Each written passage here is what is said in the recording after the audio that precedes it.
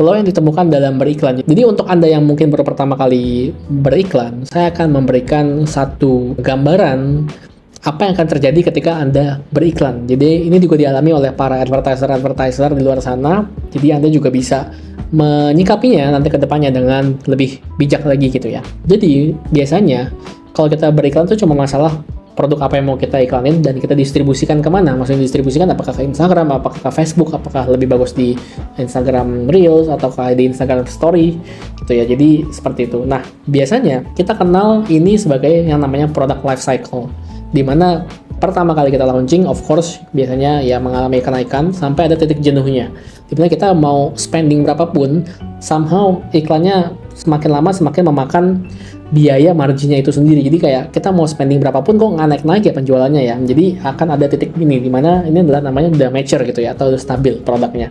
Sehingga yang perlu kita lakukan ketika di fase ini adalah membuat produk baru atau seperti misalkan mengubah warnanya aja. Nah mungkin teman-teman kalau ngikutin launchingnya iPhone gitu ya, kalau iPhone 13 atau 14 gitu ya, nah dia itu mengeluarkan warna hijau greennya itu setelah dia launching yang pertama kali. Jadi pertama kali itu nggak ada warna hijau sama sekali, tapi setelah launching yang kedua kalinya ada lagi launchingnya di mana ada warna baru. Nah itu kan sebenarnya dia relaunch ulang biar orang-orang tuh aware lagi bahwa ada produk baru tapi cuma ganti warnanya doang. Itu juga bisa diterapkan, atau ganti ukurannya doang.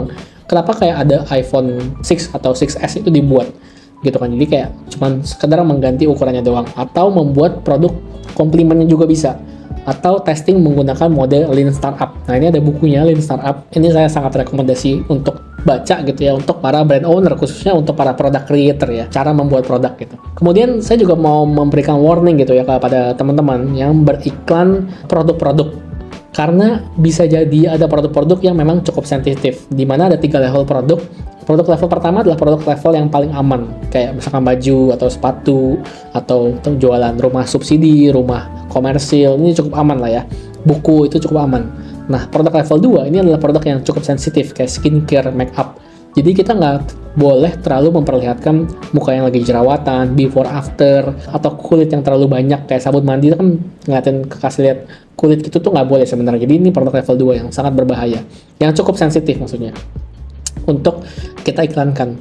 Nah produk level 3 adalah produk yang danger, bisa tapi kayak perlu diakalin gitu ya. Jadi seperti penumbuh, pembesar, obat-obat herbal, saya lihat banyak sekali orang-orang yang iklanin, tapi ini perlu akal gitu, karena ini produk yang sebenarnya nggak boleh gitu ya diiklanin di Facebook, tapi diakalin. Makanya ini produk level 3. Nah ini perlu berhati-hati di sini. Orang-orang biasanya yang beriklan gitu ya merasa bahwa semakin saya spending dan ternyata di awal cukup berhasil, mereka merasa bahwa kayak semakin saya spending lagi berarti semakin banyak juga nih profit yang bisa saya dapetin. Pada faktanya adalah ketika Anda spending, Anda kan biasanya menemukan titik mentoknya. Nah, titik mentok ini bisa jadi product life cycle yang tadi seperti yang kita bahas ya, yang perlu dikulik lagi gitu ya, entah dari segi produknya atau dari segi content ads-nya. Makanya biasanya ketika kita sudah mentok, kita mengalami untung atau rugi tipis. Disinilah waktu dimana kita untuk membuat konten baru atau angle baru ataupun produk baru nih, kita remake lagi produknya. Dan kalau sudah berhasil melewati fase itu, biasanya naik lagi seperti ini, dan juga akan ketemu mentok lagi, untung atau rugi tipis lagi, baru kita kulik lagi, baru bisa naik lagi. Jadi ini adalah tahapan untuk kita bisa win dalam Facebook Ads ini sendiri. Nah kemudian saya juga ingin Anda juga memahami gitu ya, objektif dalam Facebook itu seperti apa. Jadi setelah kita setting, tadi kita dihadapkan oleh beberapa pilihan gitu ya ketika kita create campaign, dimana biasanya flow atau funnel kita dalam marketing itu kan biasanya orang-orang aware gitu ya, seperti yang tadi saya katakan di awal, awareness dulu, habis awareness pindah ke consideration, atau orang-orang mulai kayak consider produknya, habis itu ke conversion, orang-orang mulai pengen beli gitu ya. Nah Facebook itu juga mengklasifikasikan audiens berdasarkan 3 hal ini. Mereka tahu nih mana orang-orang yang cuma ngeliat doang, nggak pernah ngeklik, diklasifikasikan sebagai orang-orang yang ya kayak ini klasifikasi awareness. Mereka juga bisa tahu orang-orang yang cuman klik order doang atau check out doang tapi nggak pernah bayar, jadi ini diklasifikasikan sebagai considerations. Mereka juga tahu orang-orang yang terbiasa beli dari ads. Jadi ini adalah algoritma Facebook ya. Jadi karena kita ngiklan di platform Facebook, jadi mereka mengkategorikan nih orang-orang yang terbiasa beli, orang-orang yang cuma ngeliat doang, sama orang-orang yang memang cuma check out tapi nggak bayar. Itu udah diklasifikasiin. Nah kalau kita mau jualan di Facebook, berarti paling bagus adalah kita menargetkan orang-orang yang dikategorikan purchase dong, conversion. Ya betul, makanya di sini ada tampilannya di mana kita bisa memilih orang-orang yang biasanya sudah beli gitu ya. Makanya kita pilih yang langsung yang sales. Nah, tampilan dashboard lama, mungkin beberapa dari teman-teman ini masih menerima tampilan dashboard yang lama ya, seperti yang sebelah kiri. Ini udah dibagi langsung sama si Facebooknya itu sendiri gitu ya. Awareness, ada brand awareness sama reach. Consideration dari traffic sampai message gitu ya.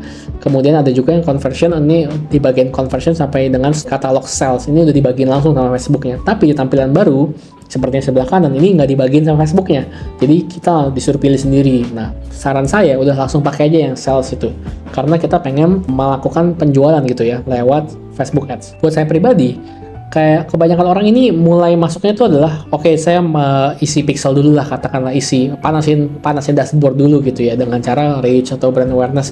Sebenarnya hal itu nggak diperluin, justru kebalikan. Kita pertama kali itu harusnya ngisi pixel kita dengan pembelian.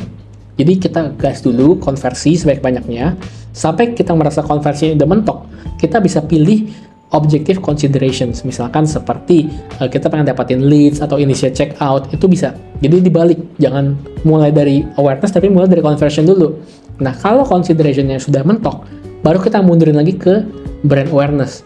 Justru itu cara membangun brand lewat Facebook Ads adalah seperti itu. Pastiin ada pembelian dulu, setelah udah pembelian kita retargeting orang-orang yang tadi udah check out tapi nggak bayar. Setelah udah beres semuanya, kita jadiin ibaratnya kita retarget seperti itu, kita targetin lagi orang-orang yang cuma ngelihat doang tapi nggak check out gitu ya. Jadi flow-nya adalah seperti itu ya dalam Facebook Ads. Jangan dibalik, jangan mulai dari reach dulu, jadinya kesannya bakar duit, tapi mulai dari conversion dulu. Kurang lebih seperti itu. Tadi kan kita sudah mempelajari cara untuk bikin campaign dan juga mempelajari flow dalam beriklan tuh seperti apa gitu ya. Kita tahu bahwa nggak selamanya satu iklan ini works, kita adsin ini akan works terus, tapi kita perlu kulik-kulik. Nah, termasuk di bagian audiensnya, kita perlu kulik gitu di bagian audiensnya. Nah, makanya saya di sini pengen Anda memahami bahwa ada beberapa pilihan audiens yang bisa Anda gunakan ketika beriklan di Facebook. Sebenarnya secara garis besar audiens ini cuma dibagi menjadi dua, yaitu broad audience dan juga core audience. Nah, apa bedanya? Broad audience ya. Broad audience ini dimana Anda mulai menargetkan orang-orang berdasarkan interest, seperti yang kita lakukan tadi ya ketika kita membuat campaign. Nah, itu kan kita pilihnya based on interest, ya itu namanya broad audience. Jadi contohnya kita menargetkan orang-orang yang suka pantai, beach gitu ya, bubble tea, habis itu travel, online shopping. Nah, ini adalah broad audience kita sebutnya. Jadi interest based ini kita sebut sebagai broad audience, seperti yang saya kasih lihat di contoh ini. Kemudian biasanya banyak yang nanya gitu ya. Nah, kalau dalam mengisi interest ini lebih baik satu atau banyak gitu ya. Nah, kalau buat saya pribadi sebenarnya nggak ada hubungan gitu ya antara kita satu atau banyak, karena saya juga pernah bikin satu doang dan oke, dan banyak juga oke, selama kita sama-sama beauty, sama-sama satu interest gitu ya, sebenarnya nggak masalah. It's okay untuk pilih 1 atau 5, itu nggak masalah. Yang penting kita tahu bahwa kita pisahin, ini adalah grup targeting yang kita pengen targeting adalah ya beauty gitu. Jadi seperti itu. Apa indikator untuk menentukan interest ini bagus atau enggak gitu ya? Biasanya ya lagi-lagi ada pembelian atau enggak. Kalau di interest beauty tidak ada pembelian, misalkan di beauty nggak ada pembelian, padahal kita jualan skincare, tapi ternyata yang ada di pembelian adalah di industri money. Jadi ternyata orang-orang yang nyari duit ini lebih nyari skincare gitu dibanding orang-orang yang nyari skincare itu sendiri. Atau bisa jadi iklan kita tenggelam karena di targeting beauty ini udah terlalu rame pemainnya, sedangkan di yang money belum terlalu rame sehingga iklan kita bisa stand out. Jadi kuncinya adalah yang pasti testing gitu ya. Indikatornya seperti itu ya, terjadi pembelian. Yang kedua adalah core audience. Nah, core audience ini adalah kita ngambil targeting itu bukan dari sesuai dengan interest atau demografik seperti yang kita lakukan sebelumnya. Nah, di sini kita mengambil audience dari flow website-nya atau custom audience. Maksudnya apa? Biasanya core audience atau custom audience ini diambil dari orang-orang yang sudah pernah visit Instagramnya kita, orang-orang yang sudah pernah nonton videonya kita, orang-orang yang sudah pernah lihat ads-nya kita, orang-orang yang sudah pernah klik tombol dari website kita, atau orang-orang yang bahkan sudah pernah beli produk kita. Flow website itu seperti itu. Jadi dari orang yang pernah ngeliat iklan sampai dengan orang yang sudah pernah klik tombol-tombol di website kita, itu namanya core audience semua. Cara untuk membuat core audience adalah seperti ini. Yang pertama, kita masuk ke dashboard dan kita klik garis 3 di sini, all tools pilih, dan pilih bagian audience. Nah, di sini Kalau Anda belum pernah membuat audience seperti yang saya lakukan di account ini, kita diminta untuk entah itu create custom audience atau lookalike atau save audience. Kita pilih yang paling atas, create custom audience. Nah, di sini kita disuguhkan oleh beberapa pilihan gitu ya, mulai dari website kita, atau Instagramnya kita, atau dari video kita. Nah, kalau kita belum pernah ngiklan dan belum ada website, pakailah Instagram account. Tapi kalau kita sudah pernah beriklan gitu ya, masuk ke landing page, pakainya website. Nah, saya akan kasih contoh, kita mulai masuk dari Instagram account-nya kita. Nah, di sini, kalau kita sudah connect dengan Instagram-nya kita bisa pilih aja Instagram yang kita sudah connect dengan page-nya kita. Nah, kemudian di sini kita bisa pilih gitu ya. Nah, orang-orang yang save postingan kita, atau orang-orang yang pernah DM-an sama kita, atau orang-orang yang cuma visit doang, atau semuanya, gabungan dari semuanya. Nah, kita bisa pilih aja yang gabungan dari semuanya. Nah, audience retention ini adalah berapa hari ke belakang, katakanlah 30 hari ke belakang. Sehingga saya bisa kasih nama di sini, core audience-nya saya adalah IG visit 30D. Nah, ini saya bisa kasih pilih dan kita bisa create audience di sini. Kemudian katakanlah gitu ya, saya juga sudah pernah beriklan lewat website. Kemudian saya juga akan membuat yang kedua, core audience berdasarkan website. Jadi kita bisa pilih website di sini. Kemudian kita klik next. Kemudian kita bisa pilih all website visitor kah, atau yang sudah add to cart, atau yang sudah purchase, atau yang sudah initiate checkout. Nah, biasanya yang paling powerful adalah yang sudah purchase.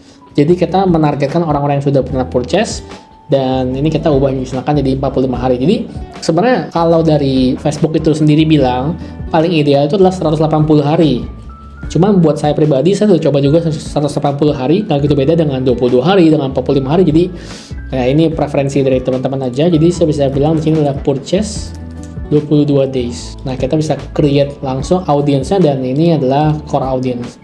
Nah, kemudian kita diminta untuk menunggu ya, karena ini tidak bisa langsung dipakai, dan di sini bisa dilihat namanya populating dari Facebook. Ini lagi mengumpulkan database-nya dari orang-orang yang sudah purchase atau orang-orang yang sudah visit selama 30 hari, dan biasanya ini selesai 2 atau 3 jam. Jadi setelah 2 atau 3 jam baru kita bisa pakai lagi. Nah, tapi sekarang saya akan mengajarkan kepada teman-teman untuk membuat lookalike menggunakan fitur yang cuma ada di Facebook Ads, yang tidak ada di Instagram Ads. Dan ini sangat membantu. Katakanlah saya menggunakan custom audience atau targeting orang-orang yang sudah pernah purchase selama 22 hari ke belakang. Ketika kita klik di sini, kita bisa pilih action di sebelah kanan, dan kita bisa pilih untuk create lookalike. Tapi saran saya lakukan ini setelah pixelnya udah jadi gitu ya, setelah 2 atau 3 jam. Nah, kemudian kita pilih aja other source, dan kita ketik tadi purchase 22D. Nah, di sini kita pilih Indonesia, audience-nya, dan kita bisa milih lookalike-nya. Kita bisa geser titik yang di sini, bisa menjadi 3%, atau bisa menjadi 5%, atau bisa menjadi 1% aja. Nah, yang paling terkenal itu adalah ya 1% gitu. Nah, maksudnya seperti apa sih persentase ini seperti apa? Nah, saya akan jelaskan maksud dari lookalike ini sendiri. Oke, kita anggap titik yang di tengah ini itu adalah targeting yang kita susun pertama kali ketika kita membuat custom audience yang kita sebut sebagai purchase 22D ya. Oke, purchase 22 days. Targetingnya kita mentarget orang-orang yang sudah pernah beli selama 22 hari ke belakang. Kemudian kita memilih lookalike 1%. Maksudnya seperti apa? Jadi ketika kita memilih lookalike 1%, Facebook secara otomatis akan mencarikan kita audiens yang di luar dari orang-orang yang sudah pernah beli, tapi memiliki kemiripan atau lookalike yang namanya ya. Jadi ini adalah lookalike 1%. Nah, dia akan mencarikan. Semakin tinggi persentasenya, jadi kita bisa milih nih, dari 1 sampai 10% tadi kan. Artinya semakin jauh, semakin tidak mirip. Nah, berarti yang mana yang lebih bagus? Yang lebih bagus semakin mirip kan. Cuman kita perlu testing juga nih. Kalau 3% seperti apa, kalau 4% seperti apa. Nah, kalau buat saya pribadi, saya biasanya menggunakan 1% lebih dulu. Kalau 1% bagus, berarti saya akan pilih 2%. Persentase ini adalah persentase kemiripan. Persentase kemiripan, seberapa mirip kita membuat audiens sesuai dengan yang kita pilih tadi. Orang-orang yang purchase 22 hari ke belakang, tolong carikan saya yang mirip lah, kurang lebih 1% aja miripnya. Jadi kita pilih yang 1% sesuai untuk pertama kalinya. Nah, ini adalah beberapa tips dari saya gitu ya, dalam hal core audience. Yang pertama adalah sebaiknya langsung buat lookalike audience dalam jumlah banyak agar bisa testing. Jadi bisa 1%, bisa 1-2%, bisa 3%, dibikin aja. Dan audience itu tidak harus 180 days, boleh coba di-exclude. Jadi kita tadi ada pilihan untuk meng-exclude oke saya pengen yang 180 days, tapi saya exclude 3 hari ke belakang. Jadi saya nggak pengen ada yang 3 hari ke belakang juga masuk. Itu bisa juga. Beta lookalike tidak harus 1%. Bisa juga coba per 3%, per 4%, per 5%. Jadi kuncinya adalah testing audience. Dan ini saya minta Anda untuk coba praktek dulu gitu ya, untuk membuat core audience. Buatlah 3 core audience. Coba kita coba latihan dengan membuat 3 core audience. Membuat lookalike 1%-nya, kemudian juga membuat lookalike 6-10%-nya. Jadi ini biar Anda terbiasa dengan core audience. Nah, Anda bisa praktekkan dulu, baru kita lanjut materinya ya.